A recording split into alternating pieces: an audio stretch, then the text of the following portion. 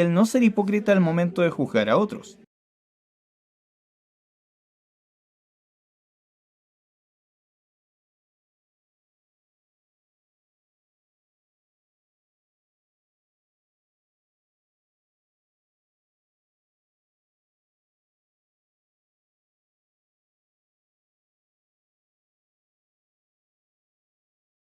Si vemos las representaciones visuales de Jesús en el arte, incluso presente en las propias iglesias, o en Hollywood, donde se le muestra con un cuerpo atlético y rasgos idealizados de belleza europea, pareciera que buscaran que uno piense... Es un papucho. Su cara parece tallada por los mismos ángeles. Pero según la Biblia, su aspecto no era para nada deseable ni atractivo.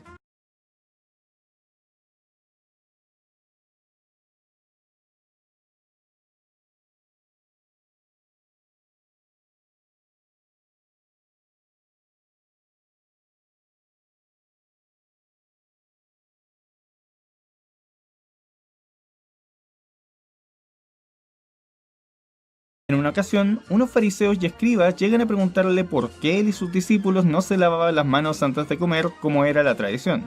Jesús no responde la pregunta y en su lugar los critica a ellos y los trata de hipócritas por no seguir la ley de Dios sobre el honrar al padre y a la madre, al permitirle a sus niños insultarlos y no matarlos por eso como indica la Biblia. Un poquito desbalanceada la comparación, simplemente te preguntaban por qué no te lavabas las manos.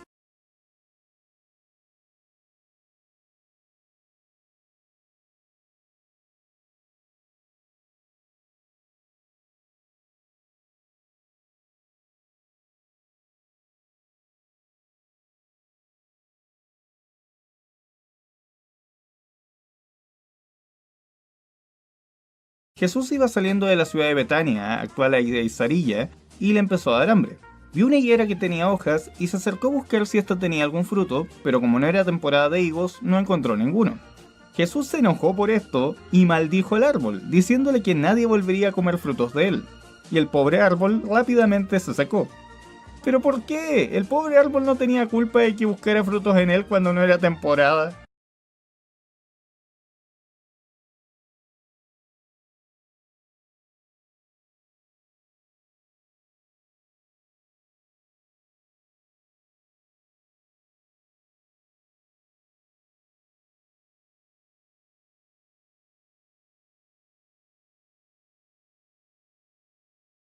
Curiosamente, poco después de eso fue cuando Jesús encontró que un templo estaba lleno de comerciantes, lo que lo hizo explotar en ira, derribando sus sillas y volteando las mesas con mercancía, echándolos a latigazos de ahí.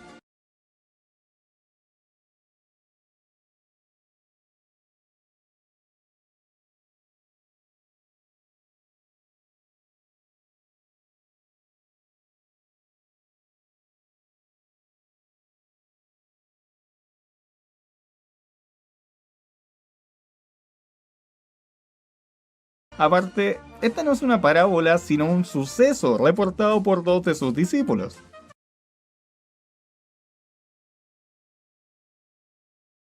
Dijo, voy y vuelvo. Bueno, no con esas palabras, pero sí dijo que no pasaría de esta generación para que se cumplieran sus predicciones y que de entre quienes lo oían, ninguno conocería la muerte sin antes de ver su regreso y la llegada del reino de Dios en la tierra. Así que, a menos que encontremos a algunas personas con poco más de 2000 años andando por ahí, supongo que algo le pasó o tuvo un serio cambio de planes.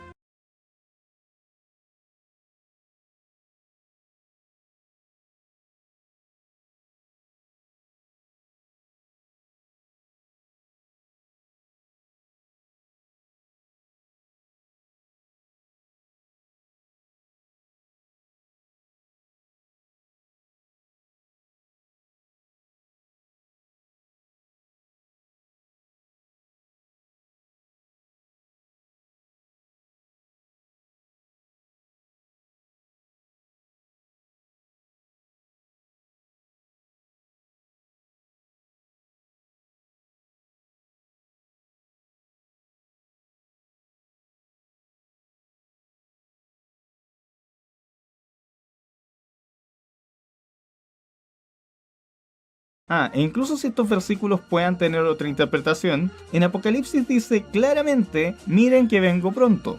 ¿Cuánto es pronto? ¿Otros 2000 años? ¿100.000? ¿En 5.000 millones cuando el Sol consuma la Tierra?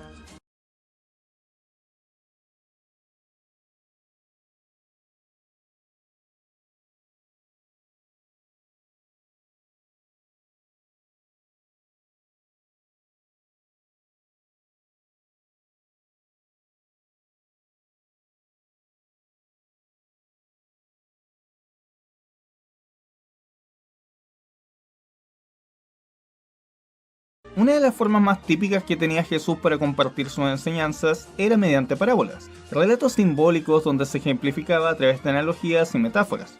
El problema es que estas muchas veces no resultaban del todo claras, especialmente para quienes no lo seguían. Incluso al día de hoy varias son bastante difíciles de entender. Bueno, él nos da una explicación del por qué lo hacía así, para que, por mucho que vean, no perciban, y por mucho que oigan, no entiendan, no sea que se conviertan y sean perdonados.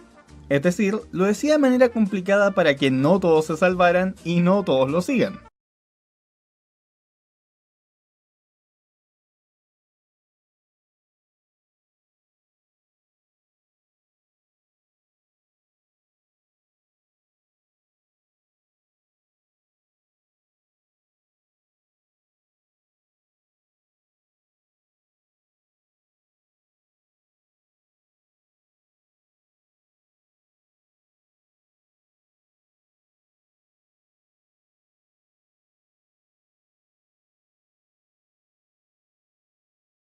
A pesar de que Jesús llamaba a vivir en paz con todos en medida de lo posible e incluso a amar a los enemigos, no estaba libre de tener prejuicios y cometer discriminación por etnia.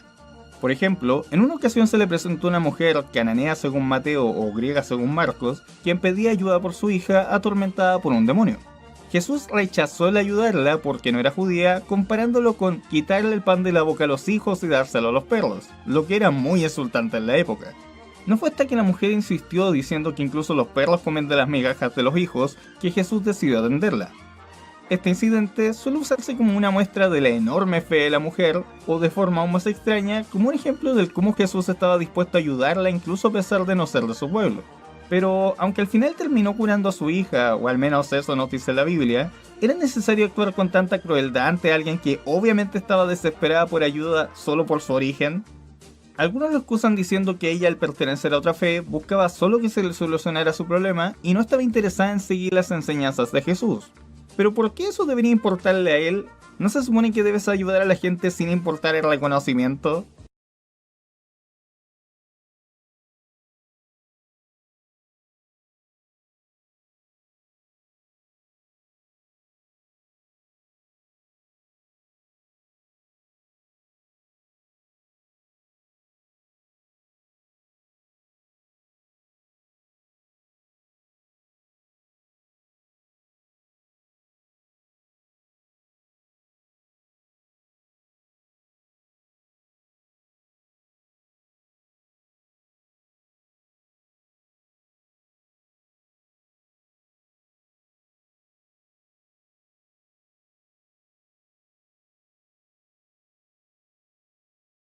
Se puede argumentar que la idea de la parábola era plantear que puede haber gente buena incluso de entre aquellos a quienes odias, e incluso verlo como un mensaje en contra del racismo, pero nace como parte de una generalización muy propia de la época. De hecho, le dice a los apóstoles que su misión es curar solo a los judíos y que no vayan a la ciudad de los samaritanos ni sigan el camino de los gentiles, es decir, quienes no eran judíos.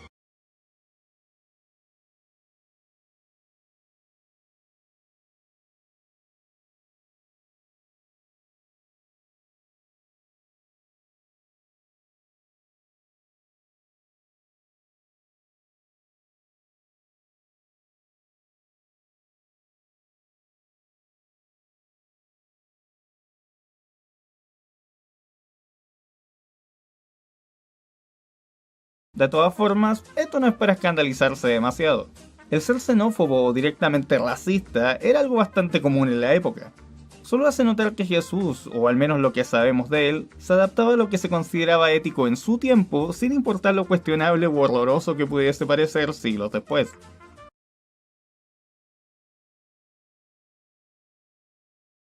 Si no bastaba con el maldecir al árbol, el que estuviera de acuerdo con matar a los niños que insultaran a sus padres, o su ataque de ira al ver que un templo estaba lleno de comerciantes, Él mismo dice que no ha llegado a traer la paz, sino la espada, la distensión.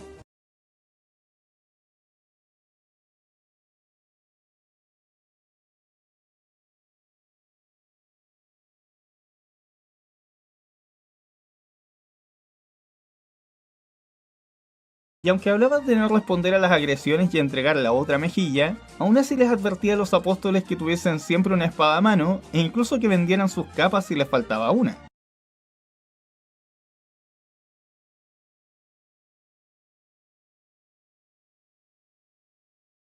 Cuando un soldado lo visitó, más específicamente un centurión romano, no hizo ningún reparo en su profesión o en que matara personas, sino que solo tuvo felicitaciones para él.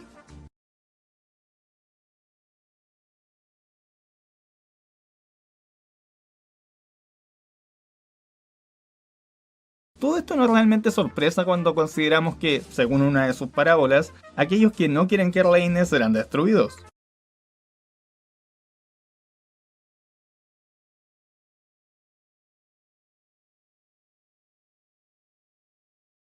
También, según Apocalipsis, él matará a los hijos de sus enemigos si estos no se arrepienten de sus malos actos.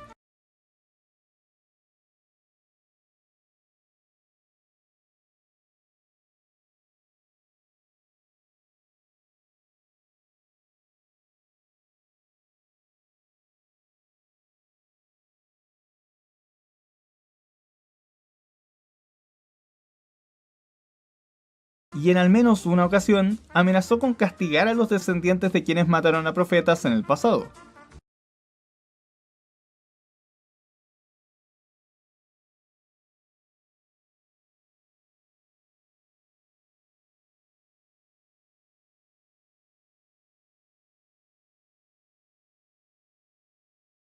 Resulta muy curioso el que agrupaciones cristianas muestren a Jesús como un símbolo de fortaleza y unión familiar, si consideramos que dijo venir a separar a las familias, poner a los padres en contra de los hijos,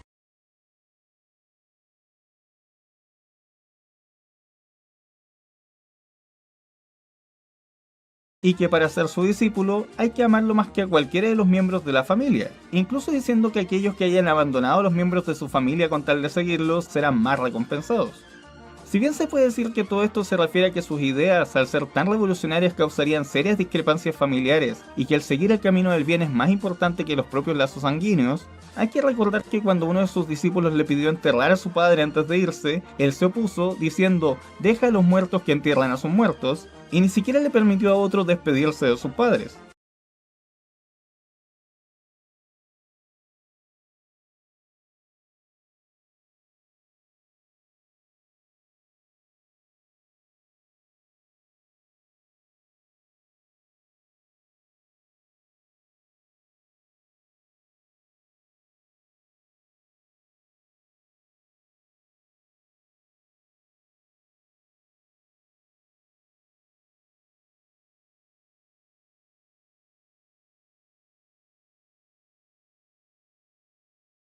Tampoco consideraba a aquellos que se casan como dignos de resurrección.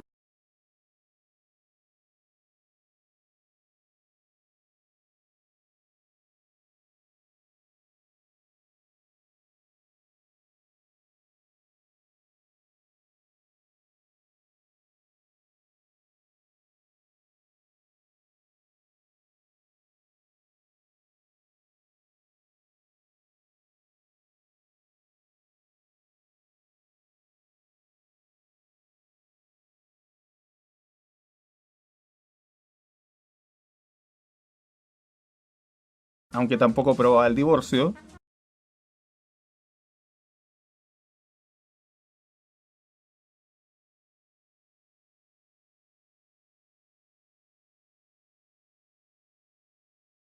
Y digamos que la relación con su familia aparentemente no era la mejor, porque cuando su madre y sus hermanos fueron a visitarlo, él dijo, ¿quién es mi madre y mis hermanos?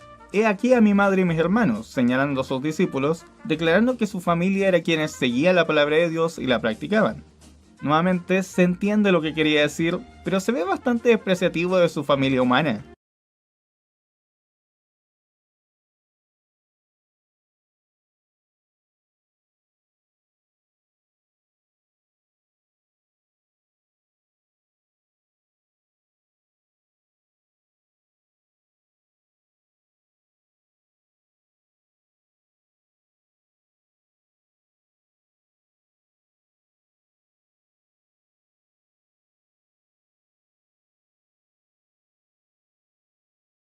El problema es que Jesús estaba completamente de acuerdo con todo lo mencionado en el Antiguo Testamento y no tenía ninguna intención de cambiarlo. En sus propias palabras, no venía a abolir sino a hacer que se cumpla, y no pretendía cambiar ni una coma o tilde de la ley.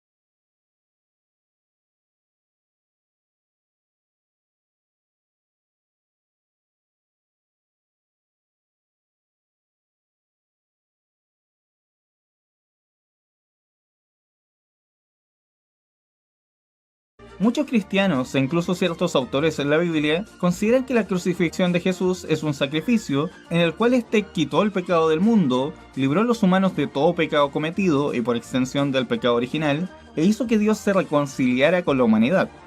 Por esto se dice que Jesús murió por nosotros y que su sufrimiento en la cruz fue una muestra del amor de Dios. Sin embargo, si el objetivo de la vida de Jesús era venir a ser sacrificado por los pecados de la humanidad, todas las instancias en las que escapó de quienes lo perseguían vendrían siendo un atentado en contra de su destino ya establecido por Dios, e irónicamente, volvería a Judas Iscariote el héroe de la historia al ser quien permite que éste sea capturado y sacrificado.